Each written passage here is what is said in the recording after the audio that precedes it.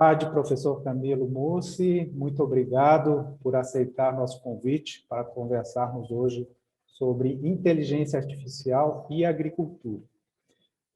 O professor Mussi é analista do Banco Central.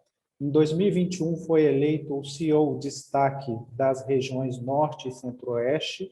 Em 2020 foi CEO destaque da área de educação do Brasil. Em 2019 foi selecionado como um dos 20 líderes de transformação digital do governo federal. Até 2001, foi diretor de Tecnologia e Disseminação de Informações Educacionais do Instituto Nacional de Estudos e Pesquisas Educacionais Anísio Teixeira, o INEP, e na trajetória acadêmica ocupou cargos de direção, coordenação e como docente em diversas instituições. É mestre em computação aplicada, tem diversas especializações, é bacharel em administração e formou-se em ciências aeronáuticas e em direito. É um currículo invejável. O objetivo dos Diálogos ICA Brasil é contribuir para o debate social de temas de vanguarda e criar um ambiente de interação, considerando a atual conjuntura onde o relacionamento migrou para este formato digital. A ideia é que hoje tenhamos uma conversa informal, informativa, relaxada, simples, dinâmica, e usando este formato, o nosso tema de hoje, tomando um café, preferencialmente, será inteligência artificial na agricultura. Iniciaremos com o professor Camilo, fazendo uma introdução ao tema. Professor, lhe passo a palavra. Obrigado, Christian, e obrigado a todos que estiverem nos ouvindo, nos vendo, em todos os momentos que vai ficar gravada, claro, esse nosso bate-papo aqui. Primeiro que é muito legal estar conversando sobre isso, inteligência artificial, porque eu comecei esse estudo, a gente vai tendo cabelo branco, que nos dá, dizem que é experiência, 91, ou seja, faz exatamente 20 anos que eu comecei lá em São José dos Campos, sobre inteligência artificial, e o meu mestrado em 93, no Instituto Nacional de Pesquisas Espaciais, já se vão 18 anos, foi sobre inteligência artificial. Então, numa época ainda que não existia drone, não existia esse mundo de hoje, como nós estamos vivendo em 2021, e esses últimos anos, na verdade. Então, acho que o assunto é muito interessante. E aí, para a gente começar assim, a pontuar, na verdade, eu queria trazer só a ideia. Lá no passado, inteligência artificial, a gente via como o jogo de xadrez. Era o famoso, era esse, era o robô ganhando do maior jogador de xadrez do mundo, e competindo com ele e ganhando.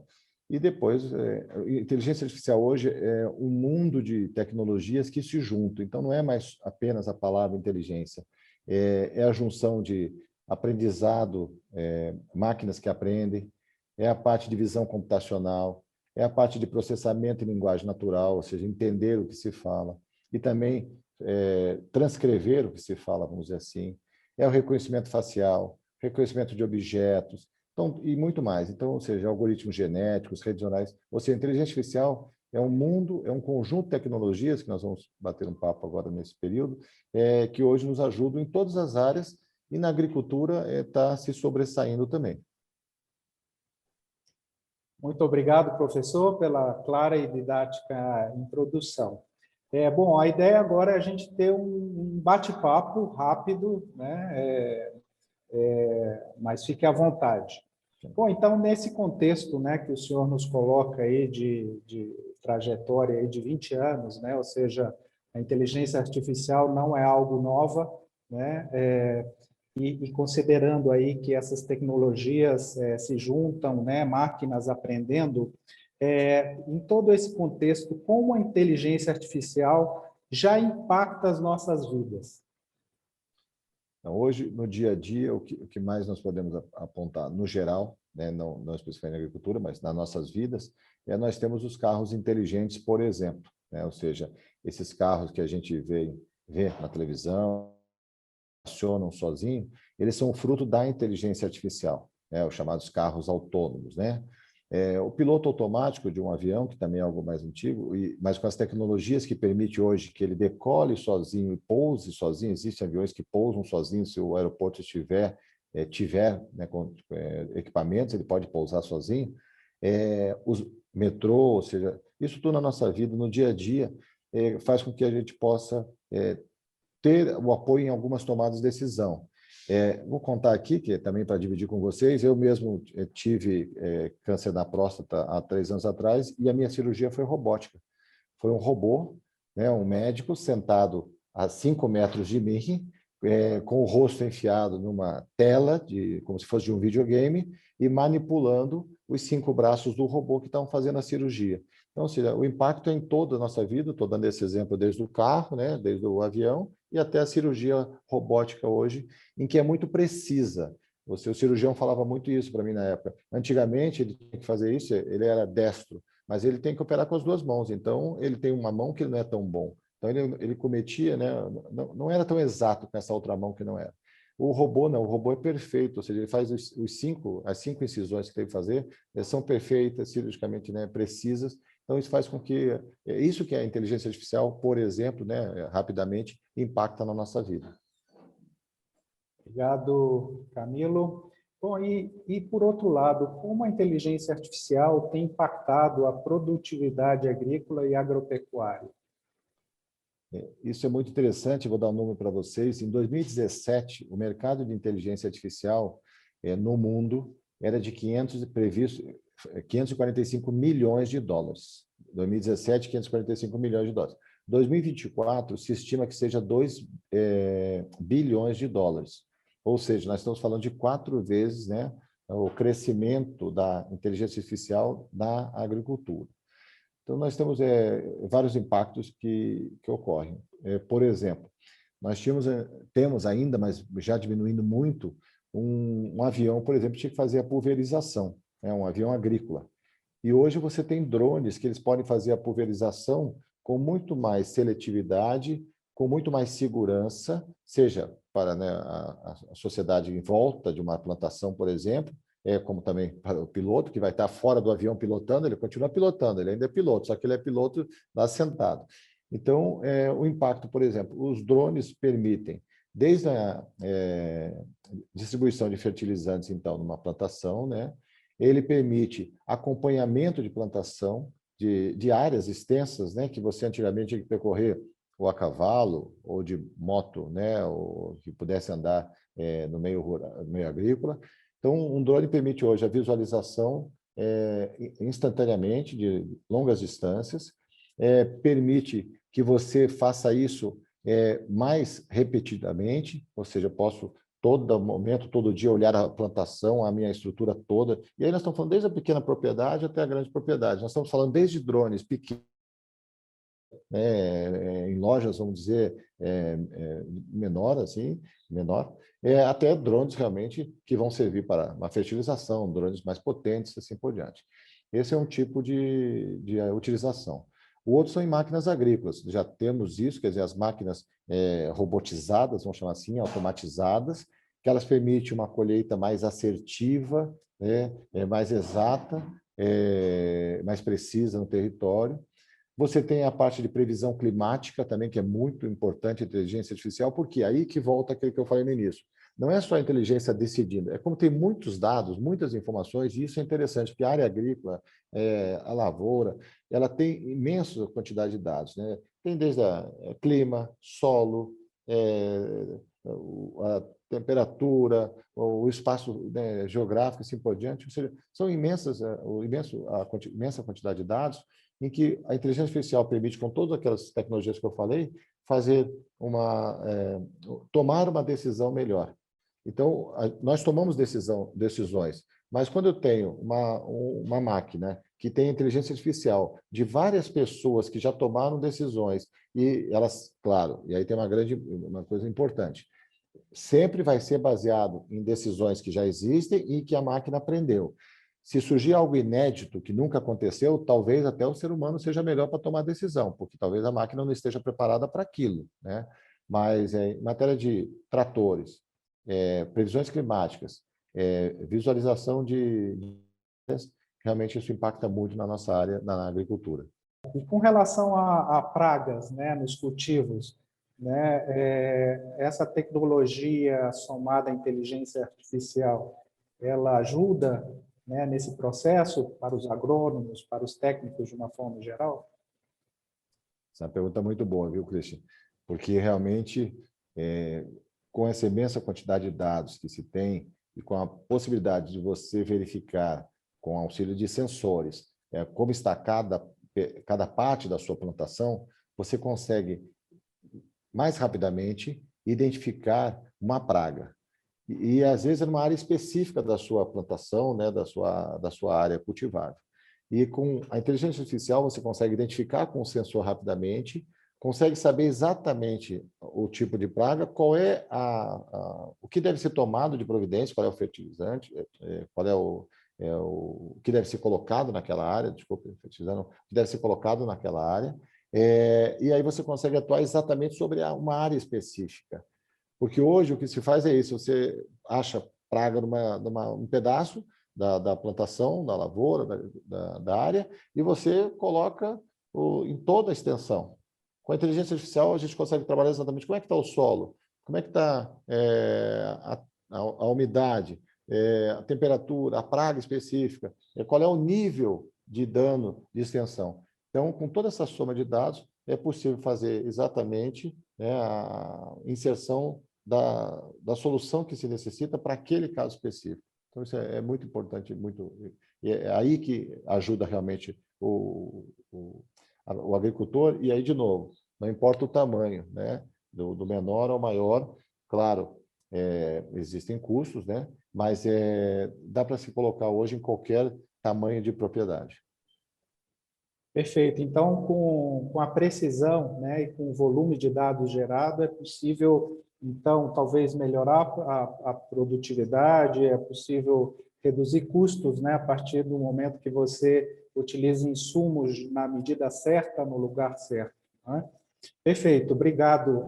No dia a dia, nós já vemos drones, né, em vários lugares, ouvimos também falar de sistemas que avaliam com precisão a presença de pragas, né, como a gente vinha falando, também sobre esses tratores autônomos, né? O que disso tudo já é realidade e como isso afeta a produção, né? Está meio vinculado com o que a gente estava conversando, né? Mas se o senhor puder complementar para a gente, eu agradeço. É isso. Vou dar até um exemplo lá. Em Santa Catarina, uma área lá uma cidade chamada Lebon Regis, é grande produtora de maçã. E há alguns anos, né, eu sou do Sul, minha esposa, e nós estávamos lá, e minha esposa tinha um parente lá, e nós fomos visitar. Isso fazem mais de 20 anos.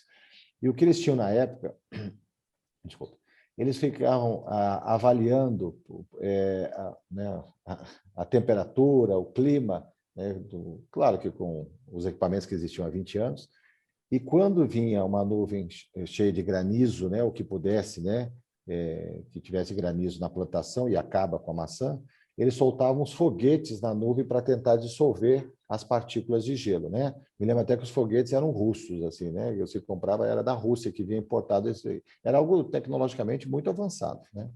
Então, hoje o que você consegue? Hoje, primeiro que você consegue, com esse volume de dados, com a inteligência artificial, você consegue prever o deslocamento, por exemplo, né, de uma nuvem, você consegue se antecipar, seja para proteger, né, a colheita, seja para, se você souber antes de algumas coisas, colher antes, né, seja para esperar um pouco a colheita, seja, você é possível, com todas as informações, você trabalhar melhor.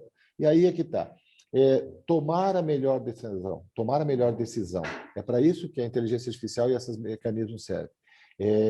Vários produtos tecnológicos e softwares e empresas que existem, elas fazem isso. Elas monitoram, seja com drones ou até com visualização de satélite, elas monitoram algumas áreas e elas falam para você, olha, no talhão, né, no pedaço da sua terra, no talhão tal, faça isso. No outro, faça isso, porque a terra vai sendo utilizada, né, e assim por diante, vai perdendo alguns nutrientes, então você tem que trabalhar isso aí.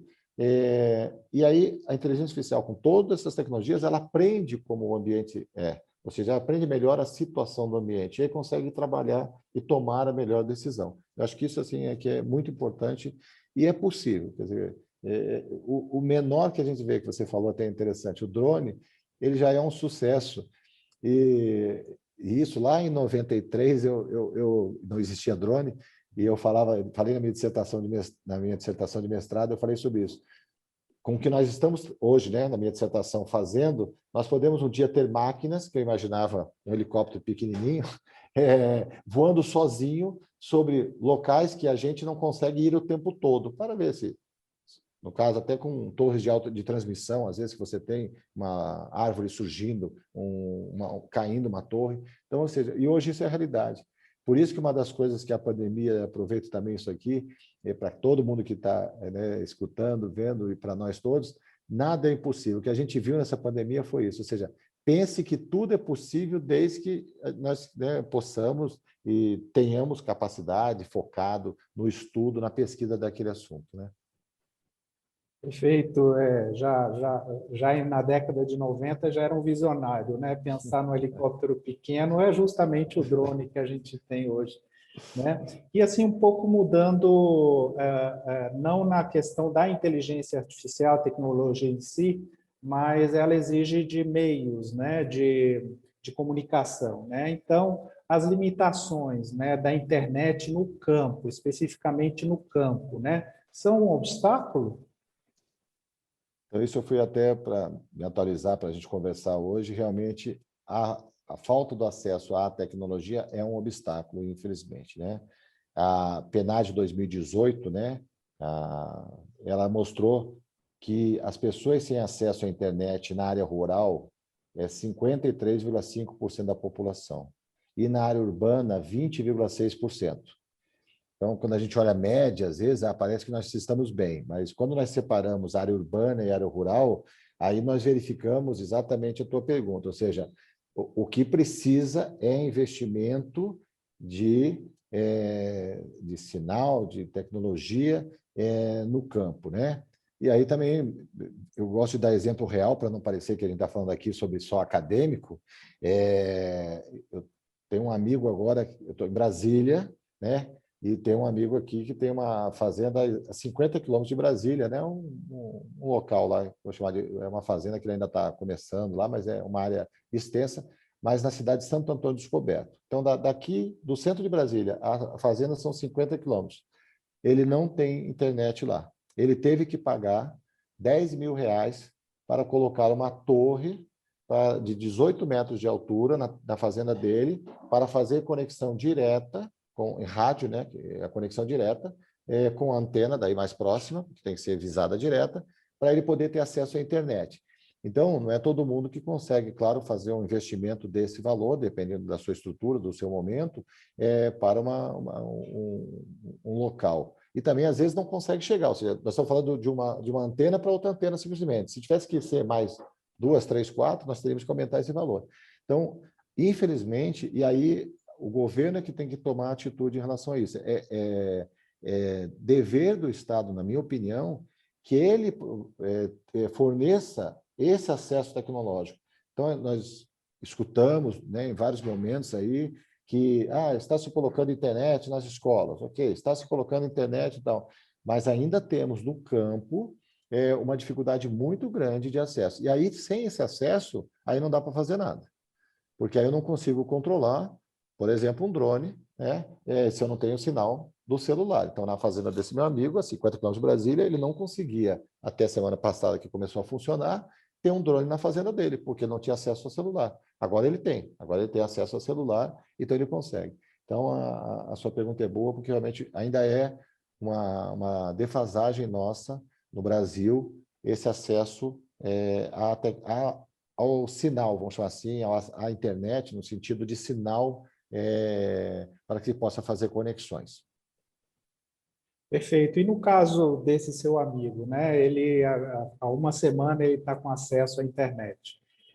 No caso, o drone e que outras tecnologias ele está pensando utilizar uma vez tendo conectividade, tendo acesso a essa internet?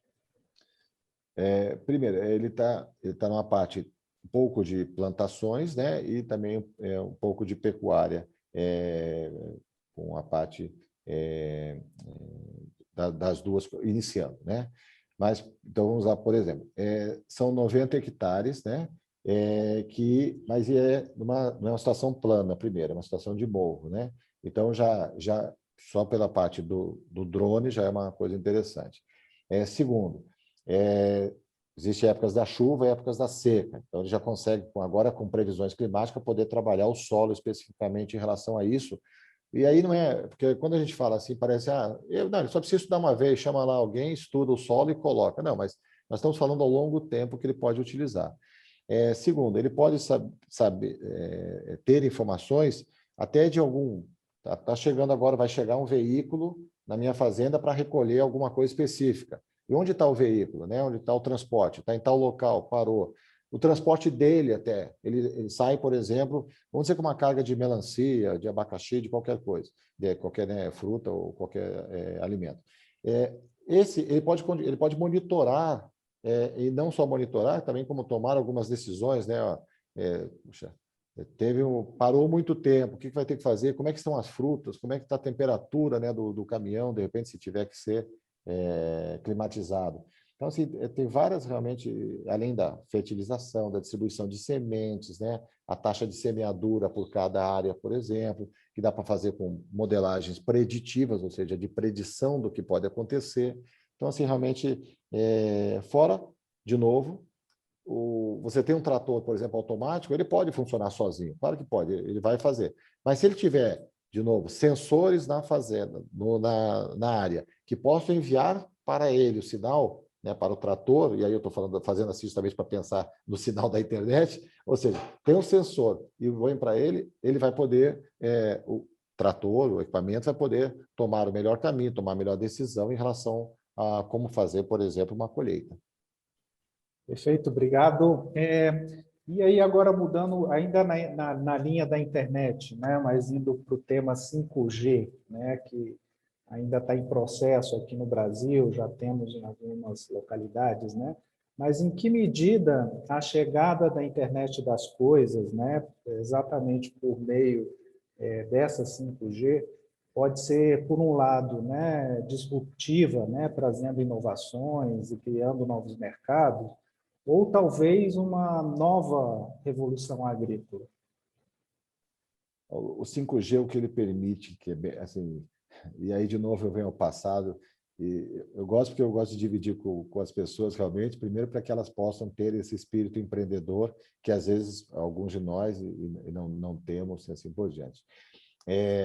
Quando começou a televisão a ter acesso à internet, né, colocar a televisão na internet, eu falava para os meus alunos, isso em 2002, mais ou menos.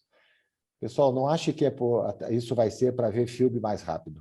Que isso você tem DVD na época, né? Tinha outros meios de você ver. Isso vai ser para quando tiver lá alguém falando, vai apontar para a camisa dele e vai dizer, a camisa dele é de tal loja, compre aqui. E vai aparecer, na época não falamos de QR Code, vai aparecer o link para comprar, né? E hoje o que você mais vê é isso. Você está vendo qualquer filme, qualquer jornal, né? Aparece lá, acesse aqui para comprar na loja tal, né? Acesse aqui para ter um desconto assim. Então, o 5G, ele também de novo, essa disrupção, como você usou muito bem a palavra, essa transformação.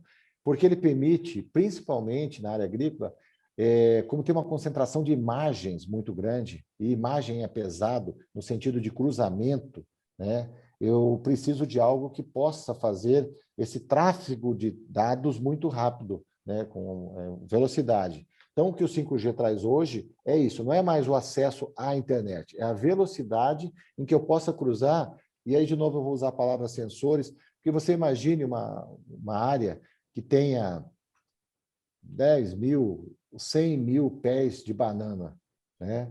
E cada pé de banana, isso também eu vi com uma empresa de tecnologia que está fazendo isso numa área na Bahia, você em cada pé de banana, você coloca uma anilha, como se fosse animal, você coloca para marcar aquele pé de banana e você sabe exatamente, depois, mais tarde até, de onde esse pé saiu, para onde esse pé foi, né, de banana para esse cacho de banana, no caso, claro, desculpa, esse cacho de banana foi, para onde ele foi vendido. Então, você consegue rastrear tudo isso. Então, são milhões de informações, né, e de imagens, de informações que o 5G nos permite. Então, o que vai trazer realmente é isso. Internet das coisas é a junção de dados de várias... E aí a gente pensa em coisas, às vezes, apenas isso, né, computador, celular, geladeira, televisão. Não, mas aí nós estamos falando realmente de cada árvore, cada parte da sua plantação, ela pode ser um objeto, uma coisa, emitindo um sinal. E aí vem de novo, voltando àquela tua primeira pergunta. Uma dessas coisas vai dizer que está com uma praga, no meio de 100 mil. E aí, ou seja, se eu tenho 100 mil, uma dizendo, eu vou nessa e atuo sobre essa. Obrigado. Justamente hoje, por coincidência, né, eu vi uma matéria que dizia que o Brasil acaba de inaugurar a primeira antena, né, 5G na área rural de Rondonópolis, né, Mato Grosso, onde se espera poder sobrevoar, né, plantações com drone, né, como a gente estava comentando, né, que vão poder transmitir a situação da cultura, né, em tempo real, em alta definição, né, em 4K. E utilizando óculos de realidade virtual, né, os técnicos vão poder analisar essas imagens e a partir de hologramas, né, essas imagens elas vêm a partir de hologramas, né, recriando a situação do campo, né. Também tem outras aplicações aí, né, como ativar a irrigação em uma determinada área, né, mesmo a quilômetros de distância, né. Também com a informação rápida, né, como o senhor estava colocando, né, o 5G ele permite maior confiabilidade, né, ser mais rápido, ser mais certeira, né. Então, a tomada de decisão, né, do agricultor ele se torna também rápida, né, consequentemente, solucionando, então, problemas antes, né, que causem danos aos cultivos, né, reduzindo aí custos e perdas na produção, né, e também, por outro lado, a otimização do uso de insumos, né, fertilizantes, defensivos, aí, dentre outros, né. Bom, mas saindo dessa parte do 5G, né, o Brasil ele está presente, o Brasil ele está entre os big players, né, no mercado mundial de produtos agrícolas. E o agro representa mais de 26% do PIB. Mas está avançando em termos de tecnologia? Ok. Primeiro só, reforçando o que você falou antes ali só, é interessante isso, porque justamente 5G é para essas imagens, quanto mais imagens, mais nitidez e velocidade, tudo isso junto, né, principalmente que realmente vai nos ajudar. Voltando a isso, na área de tecnologia, na agrotecnologia, o número de startups, de empresas que estão iniciando na área que a gente chama daí de agrotech, agrotech, né, juntando as duas palavras, né, agrotech, é enorme no Brasil. Então, são milhares, né? Estava hoje de novo também comparando, verificando esses números, nós temos milhares de empresas nascendo e trabalhando na tecnologia, algumas já consolidadas, né, que inclusive não só representam produtos que vêm do exterior, mas também desenvolvem produtos para o Brasil especificamente, mas nós temos uma capacidade, e aí essa é uma vantagem do Brasil, né, território do Brasil, essa diferença que tem, a necessidade de soluções diferentes, faz com que realmente nessa área nós tenhamos um avanço muito grande, né?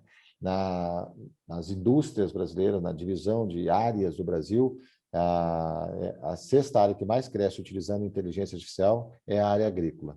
Então, nós temos a área automobilística, nós temos outras áreas, mas a sexta área é a área agrícola, o que demonstra realmente a potência da área agrícola e a capacidade dos brasileiros, das empresas brasileiras, desenvolverem produtos para o Brasil, né? Esses, por exemplo, produto que eu falei nos pés de banana é desenvolvido por uma empresa brasiliense que fez isso, né, do zero e começou esse produto, né? E aí nós temos vários outros aí que falam isso. Alguns equipamentos e algumas coisas ainda são importados, né? principalmente produtos físicos, né?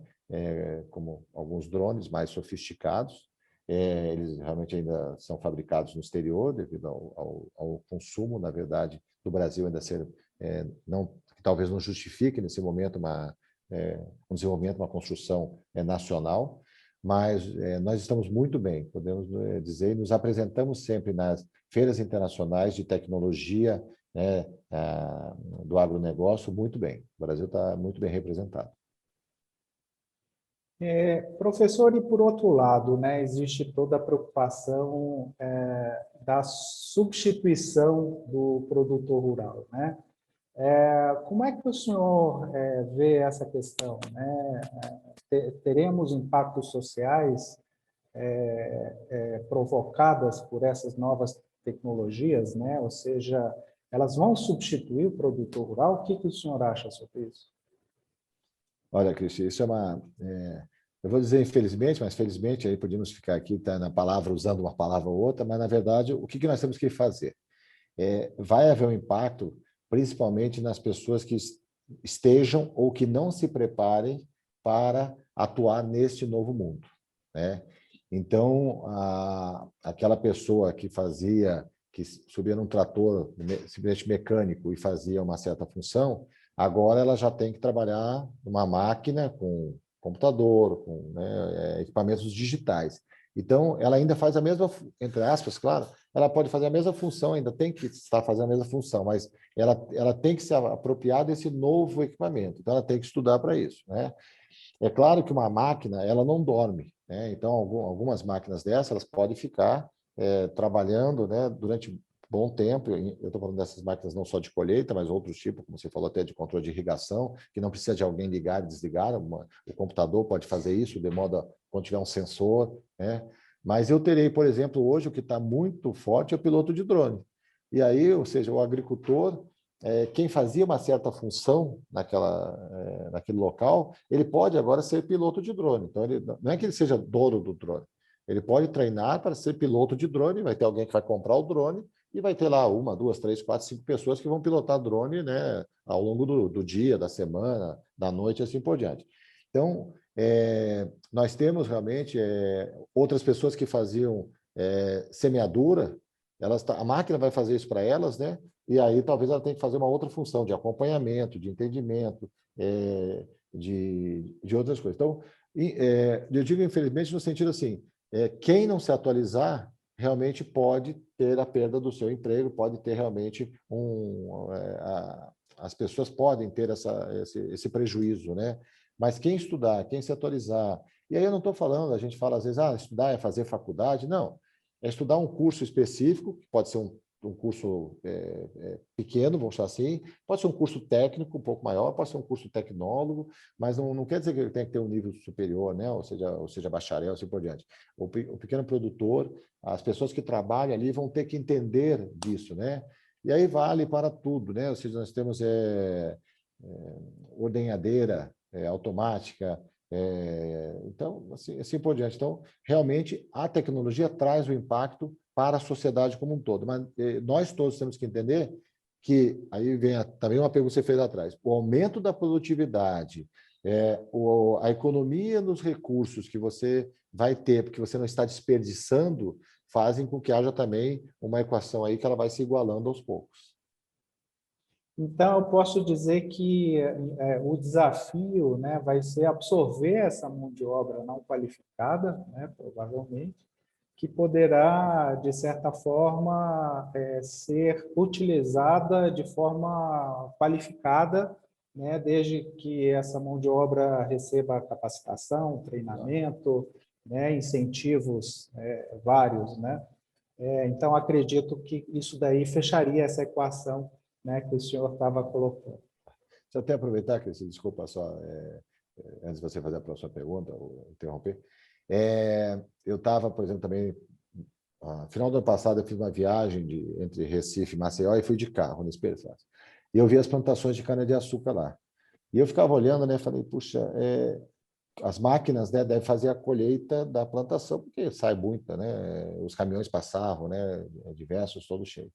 Mas eu olhava também e falava para minha esposa, Não tem como uma máquina fazer a colheita nesse pedaço aqui, porque é do lado do morro, numa curva. É impossível uma máquina fazer isso. Não tem, não existe máquina que se quebre e consiga fazer isso. Então, ainda precisa de um ser humano, de um homem, né, de uma pessoa fazer essa colheita, fazer outras. Estou dando esse exemplo assim simples, para mostrar que não é um 100% substituição. Existe tanto essa parte física, estou falando assim no sentido da não necessidade de um estudo maior, mas e aí também quero complementar o que você falou também, como a gente falou de tecnologia. É preciso que o governo olhe para isso e faça a capacitação chegar ao campo. Não adianta ficar com um curso numa cidade longe do campo e que vai dizer, não, vem aqui na cidade X, né, ou na capital, ou na cidade, fazer o curso de piloto de drone. Então, tem que ter, de algum jeito, estou dando exemplo só porque é mais fácil da gente exemplificar. Tem que o governo levar, de algum jeito, esse curso, essa capacitação para perto e com subsídio. Ou seja, se nós queremos continuar sendo essa potência agrícola que nós somos, não adianta pensar que nós não precisamos capacitar o pequeno agricultor também, porque ele continua sendo importantíssimo no Brasil e no mundo todo, na verdade. Perfeito. Justamente o senhor acabou de tocar numa palavra mágica, né? Pequeno agricultor, né? Não é bem a palavra, mas um ator importante para o agronegócio brasileiro, né? E aí, nesse sentido, como que a inteligência artificial pode estar a serviço também desse pequeno agricultor e não apenas aos grandes do agro? Eu estava, né, claro que sempre que a gente vai preparar uma aula, bater um papo, conversar, a gente lê, estuda um pouquinho e tal.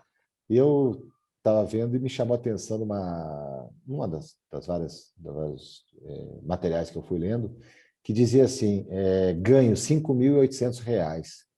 Aí eu falei, poxa, ganho de 5.800 deve ser 5 milhões, né?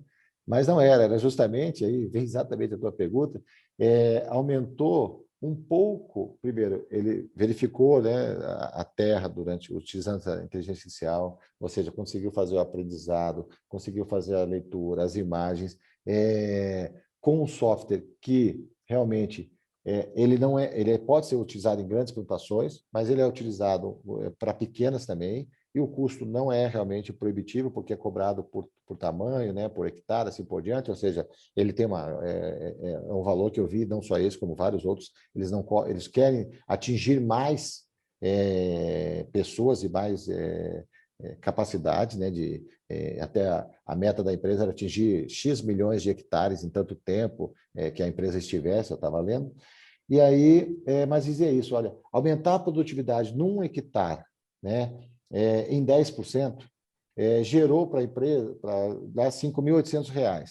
Mas aí dizia, tinha outras contas todas, que eu não vou entrar no detalhe, mas o que significa isso? Ou seja, o que ele estava gastando, ele conseguiu ali ganhar R$ 5.800. Também não li o tempo que ele ganhou em 5.800, se era um mês, 2 meses, 3 meses, se era por mês e tal, mas só para pontuar isso. Então, o pequeno agricultor, ele também pode utilizar as ferramentas de inteligência, seja dividindo, e aí eu já vi isso também, você tem drones que realmente hoje o preço é de 200, 300 mil reais. Um drone com uma grande capacidade de 200, 300 mil, 400, 500 mil reais. Então, o que acontece? Os pequenos produtores, eles pagam uma cota disso para que faça a pulverização do seu pedaço ali, 1, 2, 10 unidades. Então, ele vai pagar proporcional a isso. É como se fosse uma locação de carro, vamos chamar assim. Então, assim, atinge. O pequeno produtor também consegue utilizar da inteligência artificial, dos recursos de fertilização, de pulverização, de drone, de climáticos. Ou seja, a avaliação climática a empresa faz para todos. Ela vai vender pedaço para cada um, né? Com uma cota talvez maior ou menor, dependendo do grau de conhecimento que você quer ter sobre a sua propriedade. Então, o pequeno produtor, ele deve se apropriar, ele deve estudar nessa área, né? Estudar no sentido de entender o que está acontecendo, porque todos podem realmente podem ser beneficiados.